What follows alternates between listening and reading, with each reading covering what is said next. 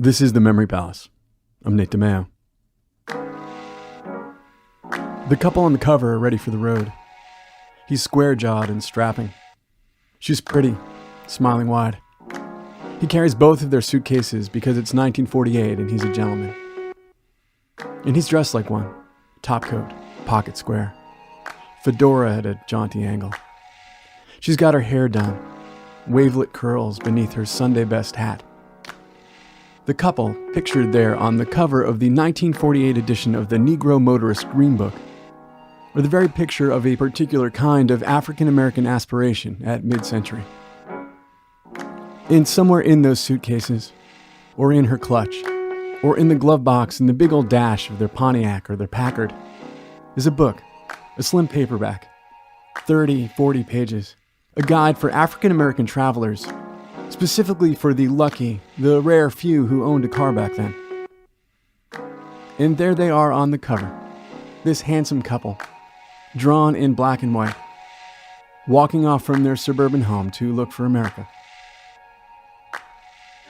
Comforted by that guidebook, published each year since 1936 by the Victor E. Green Company of Harlem, in order to give, it says, the Negro traveler information that will keep him from running into difficulties, embarrassments, and other understatements. The couple will use it to navigate the post-war, pre-highway United States, to keep themselves safe and alive, in their own car, free from the cruelties of segregated public transportation, of colored-only waiting rooms, of backs of buses.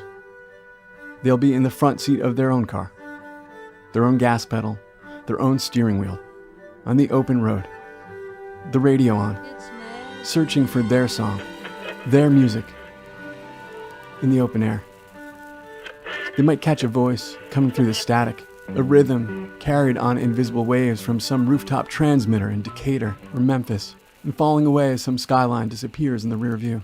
And then coming in clear and strong now, as they come out of the trees, as the road rises through the Alleghenies, or as they round a bend, and the air is warm through the windows, and warm on their arms, and the light is warm, and tangerine, flashing on the surface of the Snake River, or the Nishnabotna, or the Loxahatchee, driving off to, who knows, the Grand Tetons, Liberty Hall, the Finger Lakes, Beale Street, the Painted Desert, in their own car. Somewhere, right then, Sal Paradise and Dean Moriarty were on the road. Somewhere, right then, an ad man was showing an executive a pitch that would put a car in every garage. Some auto company lobbyist was showing some senator just where the freeways would run one day, through which unwanted neighborhoods, telling him how those freeways would free us all. How we'd road trip, see the USA in our Chevrolet, look for adventure in whatever comes our way. Milwaukee to Minneapolis in 4.5 hours, coast to coast in 4.5 days, a nation transformed, a people on the move, its great cities, its natural wonders, its amber waves, its purple majesty, all within reach.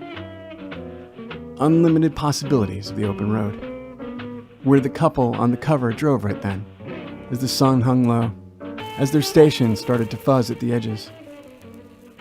The book said they could go to Oakland, stay at the Warren Hotel on 6th, eat at the Crescent in Frederick, Maryland, see the Grand Canyon, get a drink at Gill's Grill in Elizabethtown. But they shouldn't stop in Shelby, Montana. There were no Negroes there. They should probably say they're delivering the car to its white owners if they get pulled over outside Lafayette. Should steer clear of whole cities altogether. The sundown towns that were all white, by law, by nightfall. There will be a day, the Negro Motorist Green Book says, in the near future, when it won't have to be published. But until that time, there was the book. And the couple there in its cover. As the sun goes down, and the road stretches out, and summer bugs flash white in the headlights, and the signal fades, probably out for good this time. And they hope the gas holds out till Topeka. There's a place called Powers, the Green Book says. They can get service there. And then they should be able to make it to Wichita. They packed enough food, they wouldn't have to risk stopping to eat. It might be better just to stay in Topeka by the time they get there. book says there's a hotel there where they should be okay. It might just be better. And play it safe. And they drove on. And the moon rose over an open field.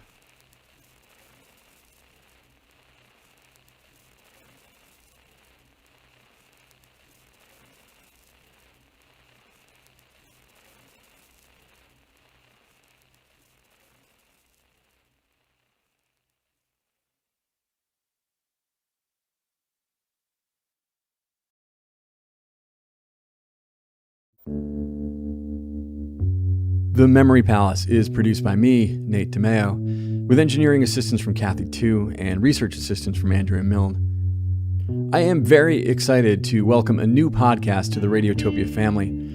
It's a show called Millennial from producer Megan Tan. It's cool. It's part first-person memoir, part documentary, with an almost real-time feel as Megan navigates post-college life.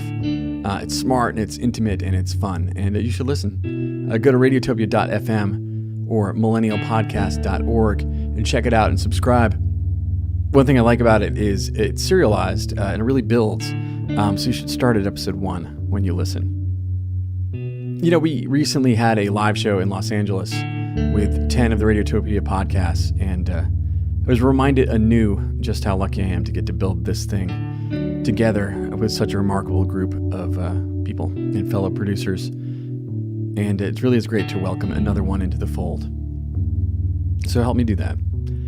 Go subscribe, rate it on iTunes, and enjoy it. That's it for this time. Thanks, as always, for listening.